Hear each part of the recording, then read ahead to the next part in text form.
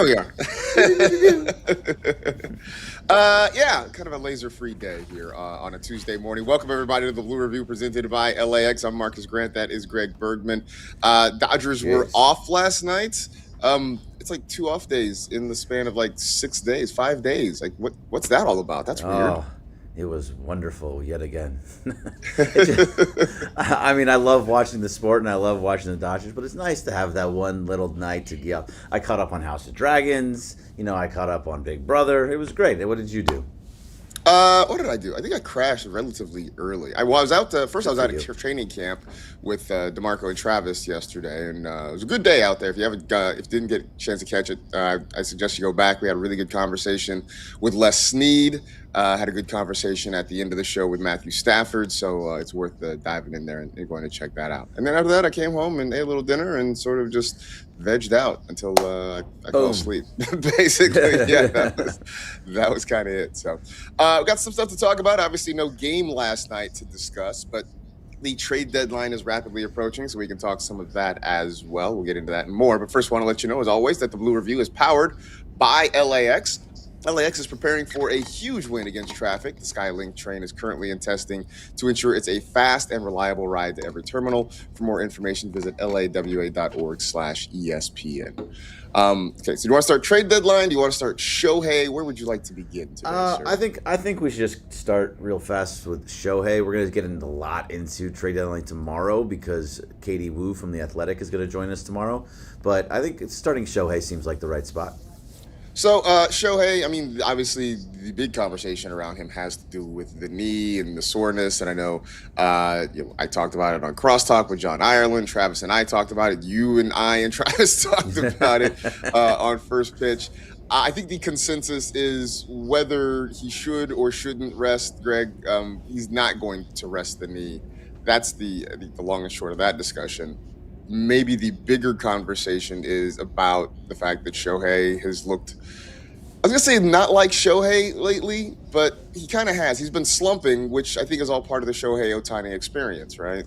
Right, yeah. I mean, this is what he does. He goes through these little lulls where he just isn't hitting, and he swings it wildly at bad pitches, and you start thinking like, we've done this dance before, where it's very much he looks like he just has never seen a baseball thrown at him, and he doesn't know where to swing. Like there was a couple times that against who did they just play this weekend? I'm so tired. The Mets. The Mets. There was a couple of times that he looked like he had just had no clue what he was swinging at, or he just looked. Freddie Peralta made him look silly twice, going high, and him just swinging everything, and then everything else, the next at bat, it was all breaking balls that were all out of the zone, and he was swinging wildly at everything. He just was completely guessing everything. I think he's fine, but at the same time, over the last 30 days. He's batting .236 with a .745 OPS, which that's a long little stretch there where not great. Over the last 15 days, Ohtani is batting .184 with a .483 OPS, which is pretty bad. And over the last 7 days, it's right around the same, at batting .190 with a .503 OPS. So he's just going through just a little bit of a slump, and it's a little bit of extended slump from what we're normally seeing from him. I mean, this goes back to my Shohei being a Costco hitter, right, with everything in bulk. And sometimes that means the strikeouts come in bulk too, right, that you get those slumps. It sort of happens. I mean, every player goes through it. And I think you've pointed out that when Shohei does, because he's kind of a guess hitter, it tends to look worse than it does with a lot of other guys that, he's chasing pitches. He's swinging at things that aren't even close. He's pulling. I mean, remember he went through that long stretch early in the season where it just seemed like everything was a weak ground ball to the right side, and it took a while for him to kind of get that stroke going, where he was driving the ball the opposite way when he was showing power to left and left center field. So I'm not super worried about it. Maybe it's a thing where they do just give him a day off from hitting, not because of the knee, just to sit and get your mind right a little bit. So maybe that's a thing that they do. I don't know, but I don't know. I my concern is very mild with this because any day now he could turn around and hit 2 bombs in a day and go on a run where he hits 5 bombs in a week or something like that. So it's a thing. Yeah, it's not a big thing as far as I'm concerned. No, I don't think it's a big thing either. I'm totally with you. And also, the thing about it at the same time is the knee looks okay when he's running the bases, and I think that's probably the most important part about all of that. So it's not injury related, is what it looks like. And also, I mean, he's Shohei Ohtani. He's going to figure it out. This is not something that is new by any means, like that you were mentioning. So no, not worried about it, but it is something to just kind of pay attention to. Um, Other things, the trade deadline is coming. As you mentioned earlier, we're going to talk to Katie Wu, who wrote a lot about it in The Athletic recently. That's worth certainly checking out if you haven't already. Um, Names that are floating out there. One big name that I don't think has any real smoke or any real fire behind the smoke is Teo Hernandez. And Greg, that was something that Jeff Passan posted on Threads recently, that he was asked if there are any big names that haven't really been talked about. And um, if you have it in front of you, you should read it, because I think there's ways to sort of read through this thing, but I think we should get the actual language out Yeah. there so we can kind of discuss it. So someone on Threads, he was not on Twitter, he was on Threads, which I didn't realize that people used Threads. But It's anyway, growing. It's growing. Yeah. it's been growing for 5 years. I don't know. I don't think this is a thing. Anyway, people are never gonna. I don't want to go off on a tangent, but you aren't leaving Twitter. I mean, I know people go over into different places, but Twitter's always going to the place.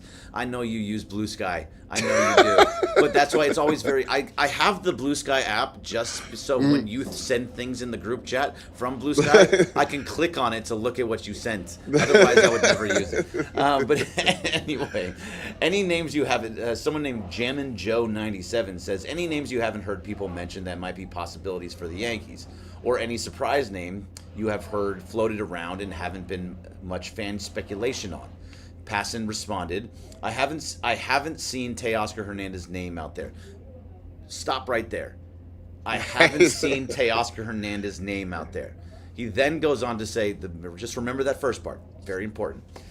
Then the next part, with the lack of right-handed hitting and the Dodgers minor league outfield depth, Hernandez could potentially be on the move.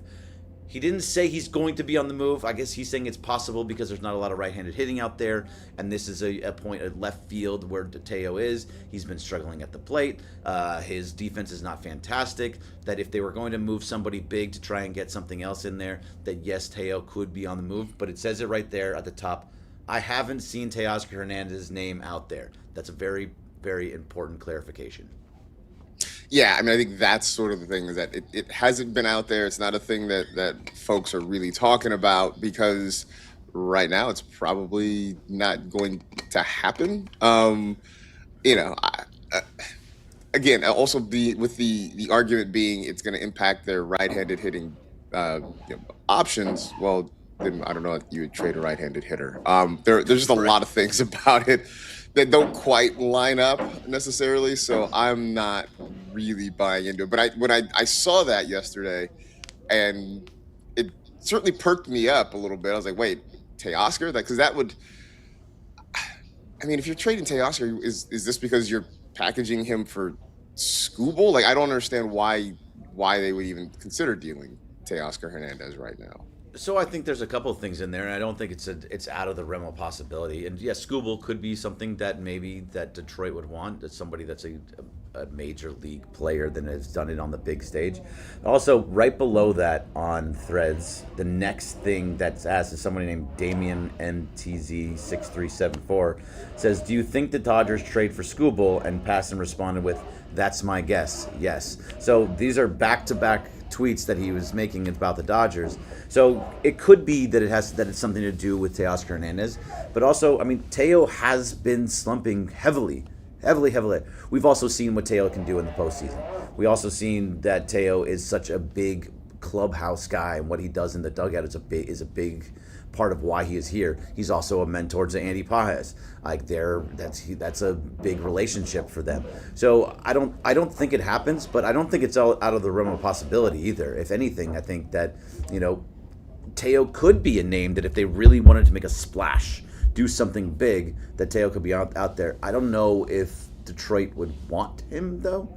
I don't know. Yeah, yeah. I mean, I don't know if that's what. To be honest with you, I don't know what the Tigers want to do, can really do. they've played themselves into a really difficult situation where they really tried to go for it this year with Skubal. He gets hurt. They played awful for much of the season, then sort of got hot enough to have to rethink things. But then they lost a couple of games to the Royals. They're 7 games under 500, 6 games out in the division. They're 4 games out in the wild card, but they're also behind like 4 teams. So, you know, they're not bottoming out, but they're certainly not competitive. I don't know what they would want in a deal. I would assume. Do you still believe they trade Skubal, I guess, is the next question. And are the Dodgers still in for it? They'd be stupid not to trade him at this point. If anything, they should have traded him last year, just like Shohei Ohtani should have been traded from the Angels the year before his free agency walk-away year. And by the way, there's something going on outside at the ESPN building. I think they're window washing right now, so that if you hear some random noises and it's catching my ear, then that's what's going on. I don't know exactly what's happening out there. But either way, yeah, they'd be stupid not to trade him at this point. As soon as you went to arbitration with him and made it happen where he had to ask for $32 million and you wanted to give him 19 and there was no middle ground that you could come together with, you are done. It's over. Like that hurts your relationship with the team so many times. And I love how the Dodgers do it. They don't typically go to arbitration, very, very rarely. So he's going to be gone. He also is going to be. I think his next scheduled start is Wednesday for the Tigers. That's so tomorrow. That's going to be really telling. If they pull him off that start, that means, hey, we don't want you getting hurt. And if we're gonna move you, even if they do, it's probably his last start. I think he'd be stupid, Marcus, to not move him. And now, I mean, the best option is obviously the Dodgers for us because evil empire, we have all the best stuff, blah blah blah blah blah. But I think the Dodgers actually can give you the most stuff, even though he's a walkaway free agent and he's also a Scott Boras client. Yeah, see, I think that last part is going to be the sticking point, probably for a lot of teams, right? Is that because not only are you giving up assets, probably in the form of prospects, to go get Skubal, you've got to be able to renegotiate a deal with him, right? You don't want to have to give up a lot of things, which you will obviously have to, and then have him be just a 2-month rental potentially. So you got the complication of having to negotiate with a Scott Boras client or with Scott Boras himself about it. The other real interesting sticking point to me, Greg, is once the season ends, the clock is ticking because you got to December 1st until things potentially just shut down and you can't negotiate and you don't know what it's going to look like on the other side of whatever labor negotiations happen. That's going to be the hardest part, I think, for anybody that's trying to do a deal with Tarik Skubal is, can you put together a package that keeps him happy? And will Scott Boras even want to sign it? Will he want to wait to see what happens? I would guess they want to get in now when you're still grandfathered under the old rules, because who knows what the new world looks like. But there's a lot of complications in trading for Tarik Skubal besides just what do we have to give up to get him. So I don't really know. I do keep hearing, by the way, that the Dodgers seem out on him, so maybe they're not in. I don't know. Really? No, I haven't seen that. It sort of goes back and forth, right? And this, now granted, a lot of this is content aggregators or people just speculating on their own. And it's, internet search is not the laser focused thing that it used to be once upon a time. So when you put Dodgers and Tarik Skubal in the old search machine, you get a wide range of opinion out there that aren't always substantiated. So I'll say that. So for me, I mean, with Tarik Skubal, I understand all the things that you're saying and about going into the work stoppage and the Boras stuff and all that stuff. It makes perfect sense. I think you have to think about it from the Dodgers' point of view, and the fact is, a National League team has never won 3 World Series in a row. And I think Andrew Friedman and Brandon Gomes and Mark Walter and Shohei and of the whole team, Dave Roberts, name everybody on the team that you like. They want to be the first team to ever do it that's into the National League. They want to be the first one to do it since the Yankees back in the way in the 1900s. Like they want to be that team, and to do it, you want to go out and get everything that you possibly can to be able to do it. Especially with this work stoppage probably coming up. Who knows how long it's going to go? I've seen conflicting reports. I've seen some things where they're saying that they think they're going to miss every single game next year. Then I start seeing things that are also like, oh no, the owners are focused on not missing games. I mean, it's a whole back and forth. Then there's like the MLBPA is not talking to the owners, and the owners don't want to work with it's everything is just speculation. But if you don't know what's going to happen this year, it seems like this is the year to use everything that you possibly have to go get that third World Series in a row. Because then everything else is gravy after that, and who knows what's going to happen next year with all the new rules. So do it now. Go be the complete evil empire. Go get Skubal. Make sure you have everything in place. If you have to trade Teo, you better be trading for something that's going to help you in left field also. There's going to be like, so if you're going to trade, I mean, there's also some things that I saw that Josue DePaula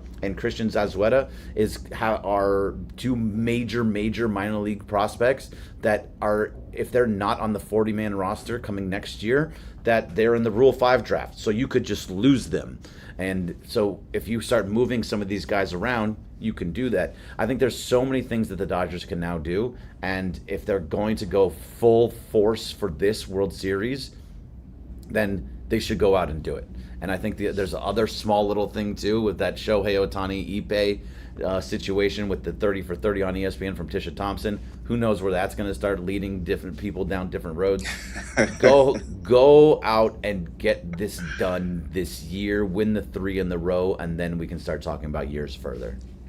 So as you were talking, I am again, against my better judgment, digging around on the internet search machine, and so there is a thing out there from Jeff Passan again suggesting that the Tigers could ask for, or the Dodgers could send Emmett Sheehan, Zaire Hope, and Aiden West. It would be a 3-for-1 sort of deal. Now Passan sort of admits that it's an overpay, but his summation was kind of what you said, right? Here's a chance for them to get 3 in a row, and it's worth doing that and maybe overpaying for a guy like Skubal if you truly believe it could help you get your 3rd straight World Series title. So, we got how many days left? Basically, 3rd. So, what's that? Yeah, 5-6 days. About a week. Yeah. Yeah. It's exciting. This happen. Things to talk about. Things to talk about, right? What do you want to do? What do you want? Do you want them to go all in for it, or are you kind of like happy with what the team looks like right now? I go back and forth on it because, do you sort of empty the bag? And I think we may never pass this way again, right? An opportunity to win 3 straight World Series. But I also sort of like that they have built a system, and Andrew Friedman has built a machine that can be sort of self-sustaining. Is it worth it to blow it all up for that? So I go back and forth, but in the end, I think I land on, look, if he can help us win 3, let's go do it. And we'll figure out the rest. We'll figure out the rest when it's all said and done. Because I also have this thought that, not that the window is closed, but if they don't win it this year, that it might be a couple years to get back, because this group's getting old. I mean, it's just, there's no way around it. They're getting older. When you look at Freddie and Mookie and even Shohei in his 30s and Muncy and these Teo, this is an older ball club. So not winning the World Series this year doesn't mean that the window is shut and it can never happen again. But this does feel like their best chance potentially for a few years. So absolutely, I think that is the biggest point out of all of this. And no, nothing is guaranteed if you go out and get Skubal. But at the same time, I'm talking to Foxy Cinnamon in the chat, so because she's saying it's not guaranteed, and you're absolutely right, it's not guaranteed. But the fact is that because they're getting older, and because that there's a possible work stoppage, and because that there's so many different things, you want to have as much possibilities. I can also see them winning 3 in a row, and then just being like, oh. You almost kind of let out a big sigh and say, like, okay, we've been going so hard for so long that something has to give. No, you're right. They could win it again. They have a chance to win next year. They're going to be at the top of the league every single year as long as you have this core. But the fact that this core is older, we don't know what's going to go on with Freddie Freeman. He's still under contract for a little bit, but at the same time, he's kind of thinking, he's going back and forth on what he wants to do. He's been kind of swaying, like where he wants to get the 3,000 hits, but also he has a new baby at home.